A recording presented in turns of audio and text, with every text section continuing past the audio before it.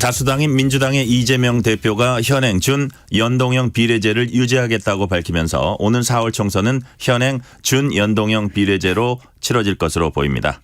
또다시 위성정당이 생긴다는 비판이 나오는 가운데 국민의힘은 의석 나눠먹기 의회 독재를 유지하겠다는 속내를 드러냈다고 비판했습니다. 정성호 민주당 의원과 자세한 얘기 나눠보겠습니다. 의원님 안녕하세요. 네, 안녕하십니까.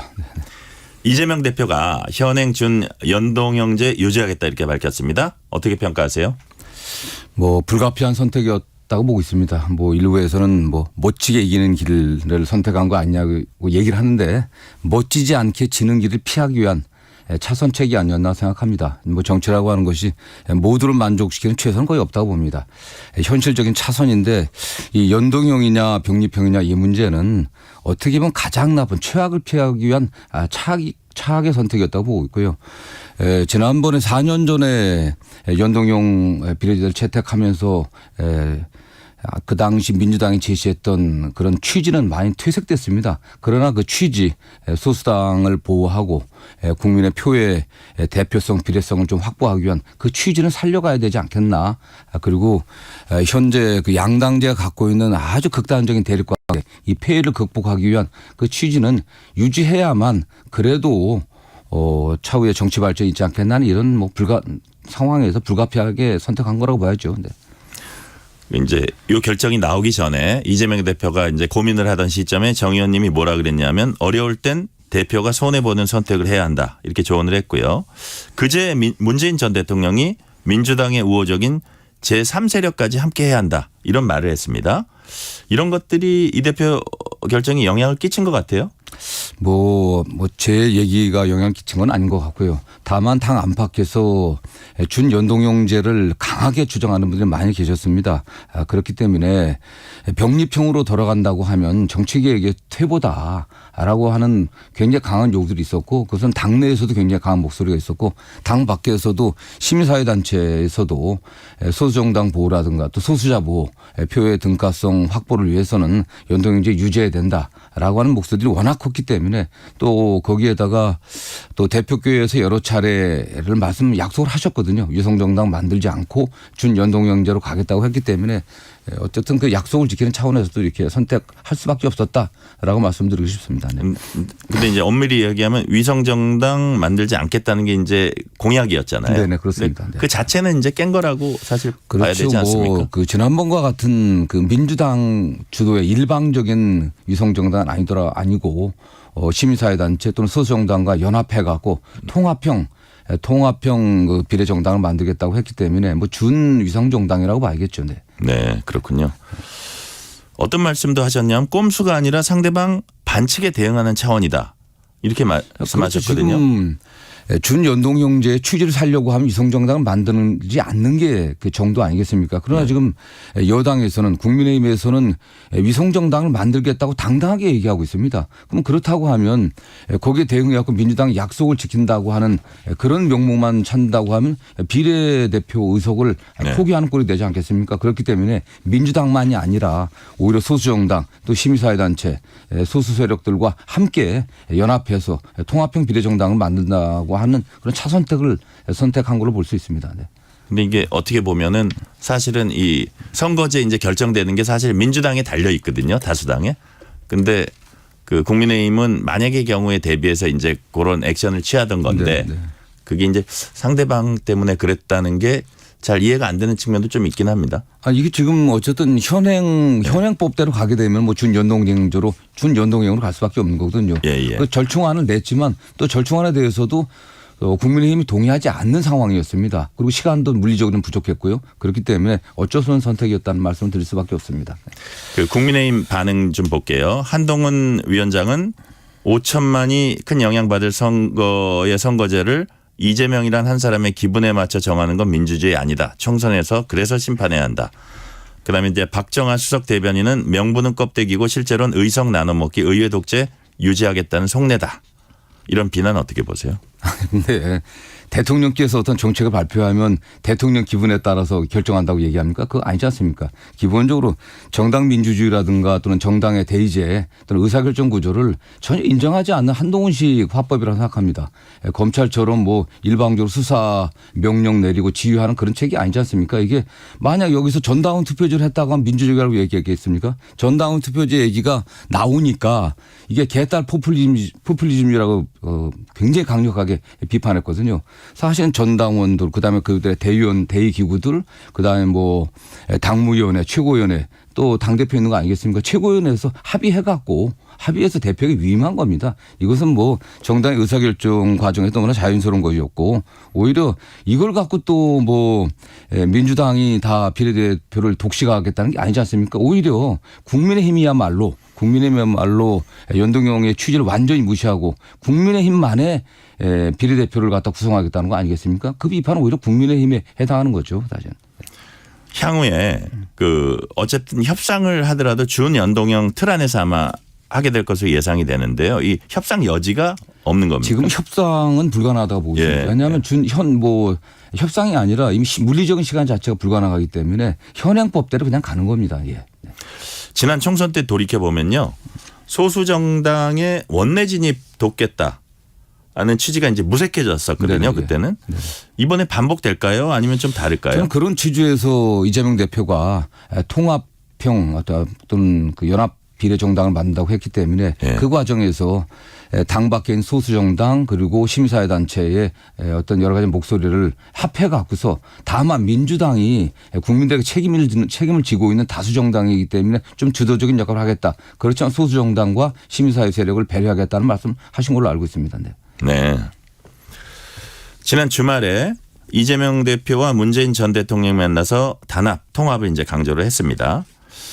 뭐 이게 이제 연초에 미뤄졌던 그런 네. 행사였기도 네. 하긴 했는데 여하튼 최근에 어떻게 친명이라든지 친문 요 갈등이 확산됐다는 여기에 대한 그 어떤 뭐 이벤트라기보다는 어떤 그래서 그 만남이 더 주목받았던 그런 측면이 있는데요. 공천 결과에 따라서 이제 갈등이 증폭될 수도 있는데 앞으로 이제 친명, 친문 갈등 어떻게 좀 수그러들 거라고 보세요? 저는 그 친명 뭐 비명 또는 친문 비문 갈등이라고 하는 게 밖에서 민주당이 잘못되기를 바라는 분들의 그냥 의견이라고 생각합니다. 어차피 과거 어느 시기를 보더라고 하더라도 대개 뭐 공천에 탈락하면 탈락한 분들 좀 이탈하곤 했었습니다.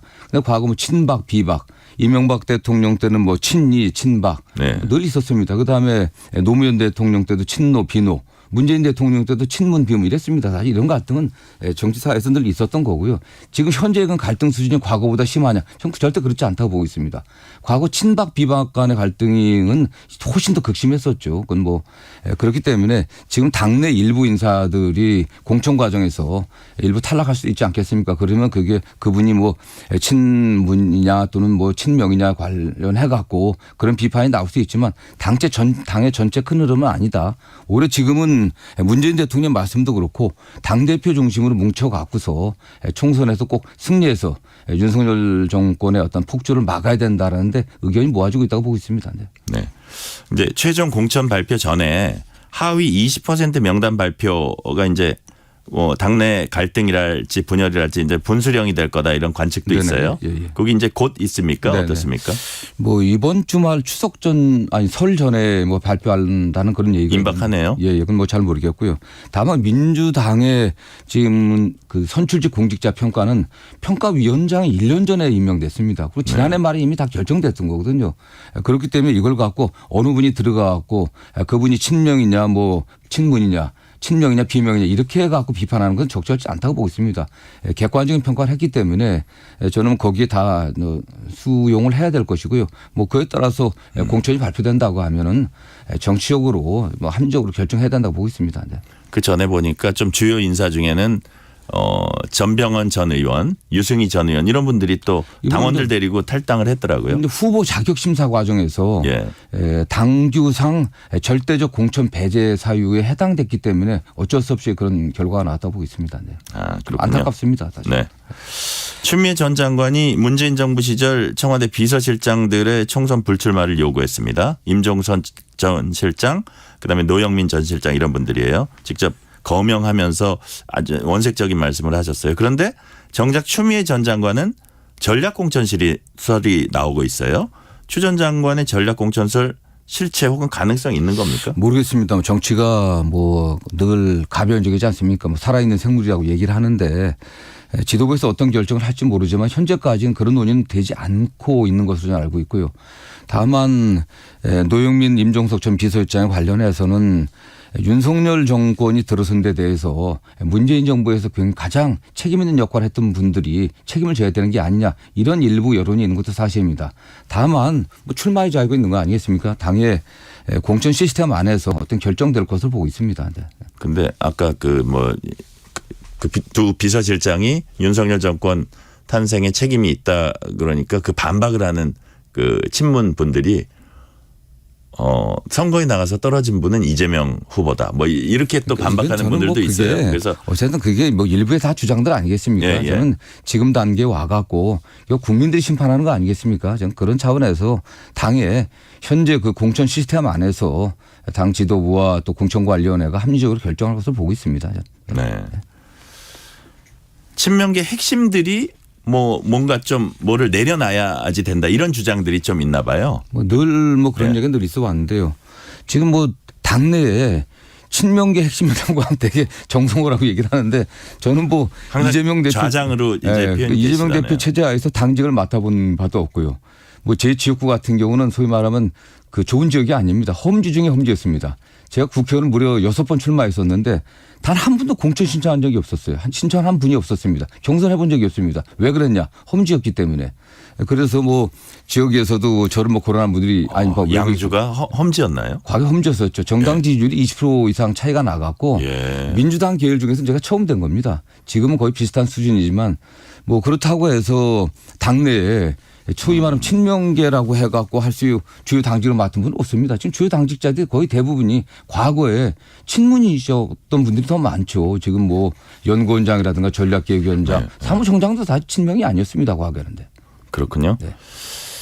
당내 갈등 요인으로 떠오른 이현주 전 의원 복당 문제가 당에서 어떻게 논의되고 이제 궁금해서 드리는 질문인데요. 네. 처음에는 이재명 대표가 직접 건의했다 이렇게 알려졌었거든요. 그런데 그 이후에 정 의원님께서 내가 제안했다 이렇게 밝혔습니다. 네. 이게 어떻게 된 겁니까? 아니, 맞습니다. 사실은 제가 10년 전에 원내 수석 부대표였을 때 이현주 의원이 원내 대변인이어갖고 부대표였습니다. 그래서 그 이후 친분이 계속 유지되고 있었고요. 또 대선 과정에서도 가끔 많은 의논을 했었습니다. 대선 과정에서 이현주 전 의원은 윤석열 그 후보의 선거운동을 하지 않았거든요. 그래서 그 이후에 윤석열 대통령에 대해서 가장 아프게 비판한 여당 지역위원장이었습니다. 그래서 한번 만났을 때 더 이상 여당 내에 있을 수는 없는 거 아니냐 얘기했더니 그렇다고 얘기를 해갖고 그러면 민주당 북당이 어떻게 했냐라는 제가 제안했던 것 뿐이고요. 그 외에 그런 과정에서 대표에게 그런 말씀을 드렸더니 그래서 통화 한번 해본 겁니다.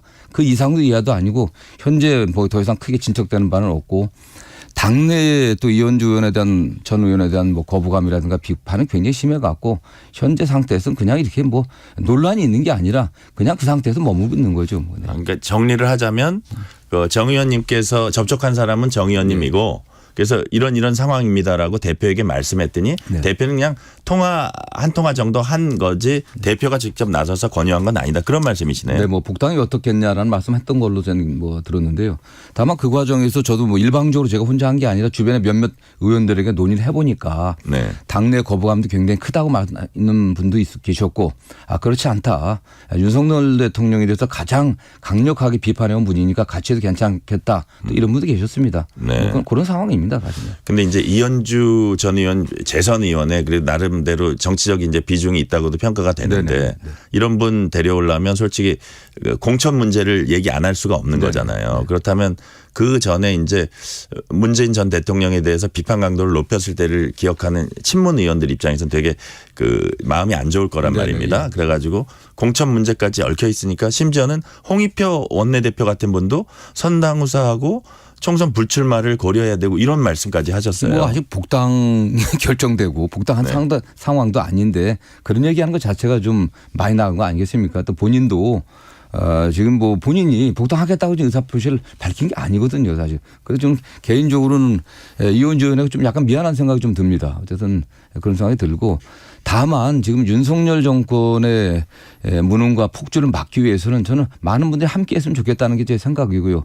뭐 그만 이것이 또 원인이 돼 갖고 당내 분란과 갈등이 심하게 된다고 하면은 좀 뭐 또 생각이 다른 측면도 고려되지 않겠습니까? 그런 면에서. 네네.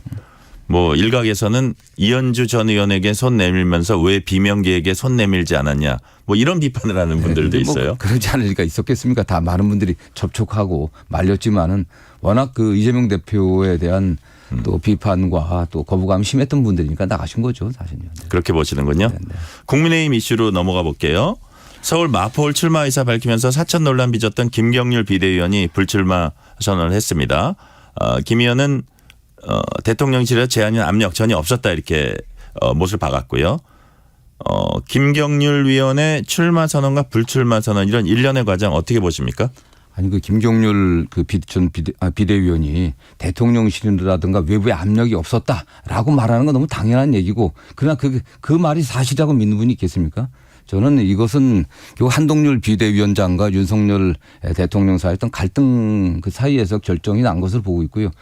김경률 비대위원께서 대통령 배우자에 대해서 굉장히 강하게 비판했습니다. 마리 앙투와네트의 뭐 사치와 뭐 또는 뭐 물란한 사생활 이런 것까지 얘기를 하면서 굉장히 강하게 비판했거든요. 저는 그런 면에서 이 과정에서 분명히 드러난 게 대통령 배우자는 사실은 어떤 불가침의 성역이 아니냐 이런 것들이 드러났다고 보고 있고 그거에 대해서 대통령실의 어떤 거부감들 또는 뭐 불쾌감들이 전달돼 갖고 물러난 게 아닌가 생각합니다. 이번 김 의원 불출마로 한 위원장은 어깨가 좀 가벼워졌습니까? 아니면 오히려 부담이 더 가중될까요? 부담이 더 가중됐겠죠. 어쨌든 한동훈 비대위원장 같은 경우도 어떻게 하든 간에 본인이 정치적 생존을 이어가려고 하면 원내 자기 사람들을 심어야 됩니다. 또 대통령께서도 레임덕을 방지하고 집권 후반기에 권력에 대한 어떤 장악력을 높이려고 하면 본인이 추천하는 사람들이 들어가야 되거든요. 저는 그런 과정에서 이 사건이 일어났다고 보고 있고 다만 결국은 그래도 여전히 대통령의 힘이 전 있다고 보고 있습니다. 대통령께서도 레임덕을 방지하려고 하면 본인의 의지를 관철시켜야 되거든요. 그런 한동훈 비대위원장도 본인의 의지를 관철시켜야 되지만 그냥 결국에는 두 분들이 적절한 선에 타협하겠지만 그러나 그 한동훈 비대위원장이 당내 최근 행보를 보게 되면은 뭐 좀 윤희숙 의원 전 의원이라든가 또는 뭐 원희룡 장관이라든가 당의 공적인 시스템을 거의 무시하고서 일방적인 진행을 하고 있습니다. 이거에 대해서는 당 내에 비판도 많기 때문에 상당 정도 갈등이 일어나지 않을까 생각을 합니다. 네. 그 제3지대에서는 이제 중 텐트 짓는 것도 좀 삐걱거렸어요. 네네. 빅 텐트까지 갈 수 있을까요? 아니 살아온 과정이 완전히 다른 분들끼리 어떻게 쉽게 만나겠습니까? 단지 국회의원 선거 과정에서 의석 몇 석을 더 얻겠다는 그런 목표 외에는 공통점들이 거의 없는 분들입니다. 그래서 뭐 이원욱, 뭐 정철 의원 같은 경우 그 두 분 같은 경우도 정철 의원은 민주당 옷을 8년이나 입었습니다. 이원욱 의원 같은 경우 30년 가까이 민주당에 있던 분인데 어떻게 이준석 의원과 이준석 전 대표와 어떤 그 정치적 공통점과 또는 그런 걸 찾을 수 있는지 저는 의문입니다. 사실. 이낙연 대표도 마찬가지고요. 저는 그렇기 때문에 소위 말하는 빅텐트는 불가능한 게 아닌가. 그리고 만약 가서 어떤 빅텐트 비슷한 것이 만들어진다고 하더라도 국민들이 심판할 것으로 보고 있습니다. 네. 마지막으로 질문 하나 드릴게요. 이재용 삼성전자 회장이 1심에서 무죄 선고를 받았습니다. 네네. 이 판결 어떻게 보셨어요? 뭐 일각에서는 뭐 재벌 봐주기라는 뭐 견해도 있고 또 일각에서 굉장히 무리한 수사였다라는 말씀도 있습니다. 다만 이게 윤석열 대통령과 한동훈 비대위원장 그다음에 이복형 금감원장 이분들이 수사했던 거거든요. 수사를 부실하게 했던가 수사를 부실하게 했던가 아니면 수사해서는 안 될 사항을 무리하게 수사했던가 뭐 둘 중 하나가 아닌가 생각합니다. 네. 그렇군요. 오늘은 여기까지 듣겠습니다. 민주당 정성호 의원이었습니다. 감사합니다. 감사합니다.